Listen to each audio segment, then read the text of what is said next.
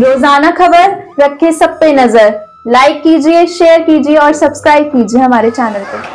नमस्कार, रोजाना खबर में आप सभी का हार्दिक स्वागत है। मैं हूं विभूति कुमार। मेरठ की धड़कन रोजाना खबर तमाम 22-25 जिले पश्चिमी उत्तर प्रदेश के लगातार रूट लेवल पर चुनावी चर्चा परिचर्चा करने के बाद हम मिर्जापुर, बनारस और तमाम प्रयागराज जगहों पर चुनावी चौपाल और चर्चा परिचर्चा के लिए आए तो मां के दर्शन करने के लिए खुद को रोक नहीं पाया। मैं मां का बेटा हूं और मेरी जन्म धरती बनारस है। मैं मामा के घर पैदा हुआ और वहीं से विंध्याचल कई बार मां के साथ आता जाता था। मेरी मां तो अब दुनिया में नहीं है, लेकिन मां विंध्यवासिनी के पास जब भी मैं आता हूं तो मैं भावुक हो जाता हूं, क्योंकि मैं बचपन से जब से होश संभाला है तब से मैं याद है मुझे कि मां के पास मैं लगातार विंध्यवासिनी माता के पास आ रहा हूं।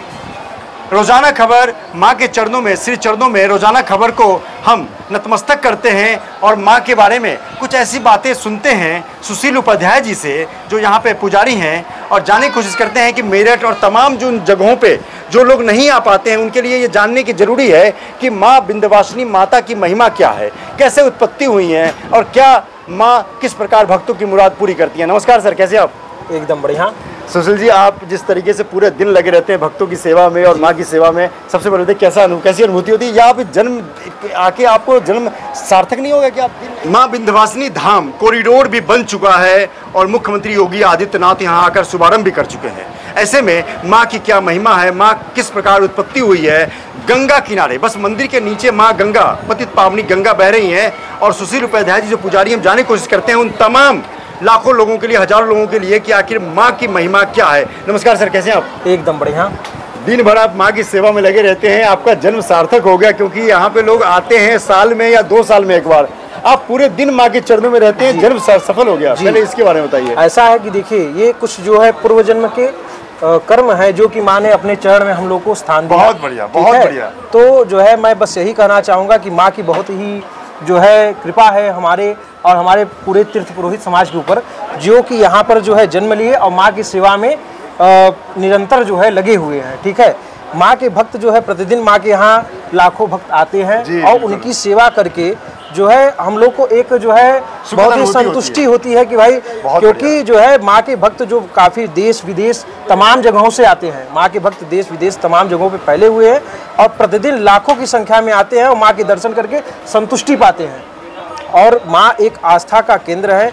इन्हीं के वजह से ये समझिए कि जो जितने भी देवी देवता जो भी हैं उन सबको जो शक्ति प्रदान करती हैं वो माँ विंध्यवासिनी है। बिल्कुल आपने सही कहा। और कहाँ जिस तरह कॉरिडोर बना है तो पाथ और सब कुछ बढ़िया हो गया, दर्शन भी बहुत स्मूथ हो रहे हैं। हम आते हैं कि माँ की उत्पत्ति कैसे हुई है, माँ की ऐसा है, देखिए माँ की उत्पत्ति जो है, माँ विंध्यवासिनी की उत्पत्ति के विषय में जो है मैं कुछ कहूँ तो मैं बहुत ही छोटा हूँ। क्योंकि जो है ये आदि पराशक्ति हैं। इनकी उत्पत्ति जो है के विषय में बता पाना जो है वो जो है संभव नहीं है। ठीक है, हमारे पूर्वजों के जन्म से पहले माँ की मूर्ति यहाँ विद्यमान थी। पूर्व में काफ़ी पहले समय से यहाँ जब सृष्टि की रचना हुई, सृष्टि का प्रारंभ हुआ, तो जो है इस जो है राजा मनु और शतरूपा जो थे, जो है ब्रह्मा के औरस पुत्र, उनको जो है माँ जो है एक स्वप्न हुआ। ठीक है, स्वप्न के बाद ये हुआ कि माँ विंध्यवासिनी का उन्होंने आराधना किया, यहाँ आके उन्होंने तपस्या किया माँ की मूर्ति बना के, और उन्हें माँ ने ये वरदान दिया कि आप निष्कंटक राज्य करिए। माँ विंध्याचल में यहीं से सारे सृष्टि की प्रारंभ हुई और माँ विंध्यवासिनी ही एक ऐसी देवी हैं जो पूर्ण रूप में यहाँ विराजमान है। 51 शक्तिपीठ लोग जानते हैं कि 51 शक्तिपीठ है, ये शक्तिपीठ नहीं है, ये सिद्धपीठ है।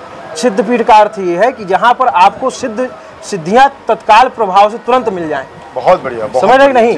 तो ये जो है तमाम ऐसे जो है, चाहे वो जो है मच्छिंद्रनाथ, तमाम ऐसे जो है हुए हैं संत जो कि यहाँ पर तपस्या करके और माँ का आशीर्वाद प्राप्त करके यहाँ से और अन्य जगह पे फैले हैं। तो माँ का पूर्ण स्वरूप यहाँ पे है। जी, माँ की पूर्ण मूर्ति यहाँ पर गंगा माँ के। और एक तो सबसे बड़ी बात यह है, विंध्याचल पर्वत, पर्वतों का राजा माना जाता है विंध्याचल पर्वत। विंध्याचल पर्वत जी, ऐसा हिमालय पर्वत जो है, हिमालय पर्वत जो सभी जानते हैं कि हिमालय पर्वत, लेकिन अगर इस विंध्याचल पर्वत को देखा जाए तो किसी श्राप के कारण ये जो है इनका जो है ऊंचाई जो है वो थोड़ी जो है कम हुई। वो एक कहानी है लंबी चौड़ी, उसको मैं नहीं समय कर चर्चा करूंगा। विंध्याचल पर्वत की ऊंचाई कम हुई जी। अच्छा, तो ऐसा है विंध्याचल पर्वत जो है तपस्या करके ब्रह्मा से वो वरदान प्राप्त किए। ठीक है, वो वरदान जो प्राप्त किए विंध्याचल पर्वत, तो वो जो है उनके अंदर एक अहंकार आया कि भाई मैं पर्वतों का राजा क्यों न बन जाऊं। वो अपनी ऊंचाई को निरंतर बढ़ाने लगे। दोबारा बोल दीजिए।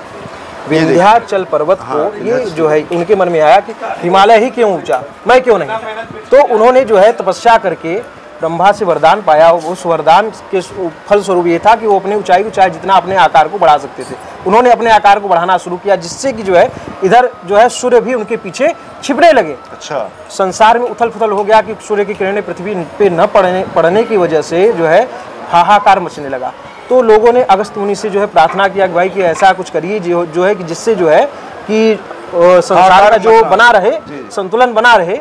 तो अगस्त मुनि उनके गुरु थे, विंध्याचल पर्वत के गुरु थे। वो जो है उन्होंने बोला उनसे कि भाई देखिए इधर से गुजरने लगे विंध्याचल से, तो उन्होंने बोला कि जब गुजरने लगे तो विंध्याचल पर्वत ने उन्होंने झुककर प्रणाम किया।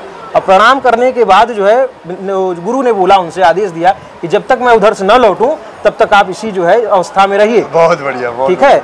और उसके बाद जो विंध्याचल पर्वत झुके और उसी अवस्था में आज भी वो विद्यमान है, इस समय वही है।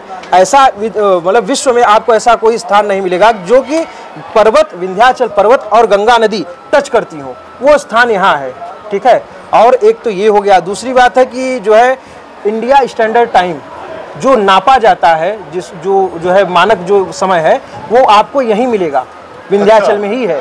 जो इंडिया स्टैंडर्ड टाइम जो है लिया जाता है वो विंध्याचल से ही नियुक्त होता है, समझ रहे नहीं? अच्छा। हाँ, तो वो रेखा करके रेखा यहीं से गुजरती है। अच्छा, करके रेखा यहीं से गुजरती है। बहुत तो जो है यही है कि यही समझिए कि माँ विंध्यवासिनी की महिमा बहुत ही अपरंपार है। उनके विषय में बता पाना। 3 देवियाँ यहाँ, माँ के 3 स्वरूप यहाँ विद्यमान है। माँ विंध्यवासिनी, माँ काली खो और माँ अष्टभुजा। माँ विंध्यवासिनी इच्छा की देवी, माँ काली जो है क्रिया की देवी और माँ अष्टभुजा वो ज्ञान की देवी। इन तीनों देवियों को जो है लोग जो है इन तीनों क्रिया की देवियों को लोग तीनों कोण पे स्थित है, जिनको त्रिकोण भी बोलते हैं। जो भी भक्त माँ विंध्यवासिनी के दर्शन के लिए आते हैं वो माँ विंध्यवासिनी महालक्ष्मी का स्वरूप, माँ काली कालीखो में वहाँ भी दर्शन करते हैं और माँ अष्टभुजा सरस्वती के रूप में भी उनकी पूजा होती है। कि माँ विंध्यवासिनी दिन में 3 बार रूप बदलती हैं? नहीं, ऐसा नहीं है। माँ का स्वरूप 4 बार बदला जाता है। प्रतिदिन माँ के 4 श्रृंगार आरती होते हैं। एक मंगला आरती होती है सुबह 4 से 5 और एक दोपहर में 12 से 1:30 बजे तक, और एक शाम में 7 से 8:30 और एक रात में 9:30 से 10:30। ये माँ की 4 आरतियाँ प्रतिदिन होती है। मंगला आरती, राजश्री आरती, संध्या आरती और शयन आरती। ये आरतियाँ माँ की प्रतिदिन होती हैं। इसमें चारों आरतियों में माँ का स्वरूप बदला हुआ रहता है। क्या कहना चाहेंगे जो भक्त यहाँ नहीं आ पाए अभी, पश्चिम उत्तर प्रदेश के तमाम जो इंडिया के लोग हैं, उनको क्या कहेंगे माँ की आराधना करें? ऐसा है कि देखिए, जब तक माँ का बुलावा नहीं पहुँचता है तब तक कोई यहाँ आ नहीं सकता। ठीक है। जब माँ का बुलावा पहुँचता है तो भक्त जो है खींचे चले आते हैं, माँ जी चले आते हैं। माँ जिनको बुलाती हैं वो खींचे चले आते हैं। जो आ रहे हैं वो भी माँ का आशीर्वाद पा रहे हैं, जो नहीं आ रहे हैं, जो जहाँ है वहीं माँ का आशीर्वाद, वहीं से वो ध्यान करके माँ का आशीर्वाद पा रहे हैं। समझ रहे नहीं?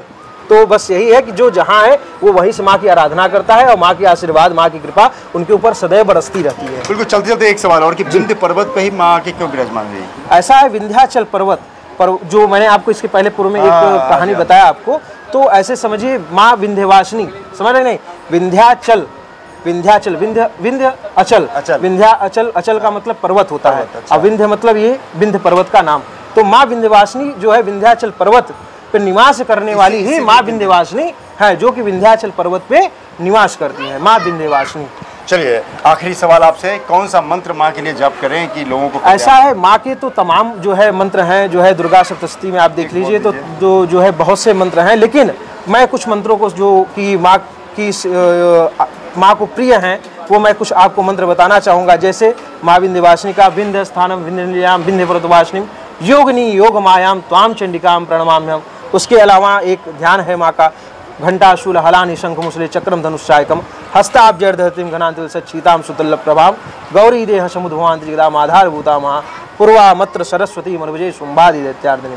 ये माँ विंध्यवासिनी का मंत्र है। एक यहाँ पर हम लोग जो है जो माँ को जो है माँ से स्तुति आराधना करते हैं कि सबसे सिद्ध जो साधारण शब्दों में जो है कि जो वही नहीं जो समझ पाते हैं वो भी जप सकते हैं।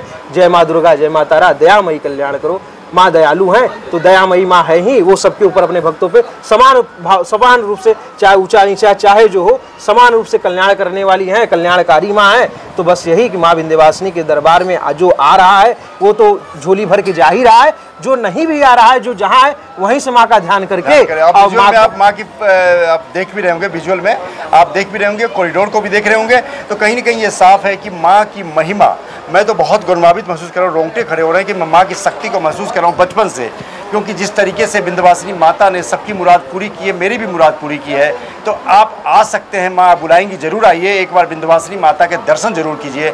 लेकिन अगर नहीं आ सकते हैं तो रोजाना खबर के चैनल को सेव कीजिए, लगातार सुशील उपाध्याय जी पुजारी की बात सुनते रहिए, मंत्रों को जपिए और माँ की शक्ति घर बैठे पाइए, क्योंकि विंध्यवासिनी माता बहुत दयालु हैं और सबकी मुराद पूरी करती हैं। विभूति रस्तोगी विंध्यवासिनी कॉरिडोर से, विंध्यवासिनी मंदिर से मैं आपको नमस्कार करता हूं।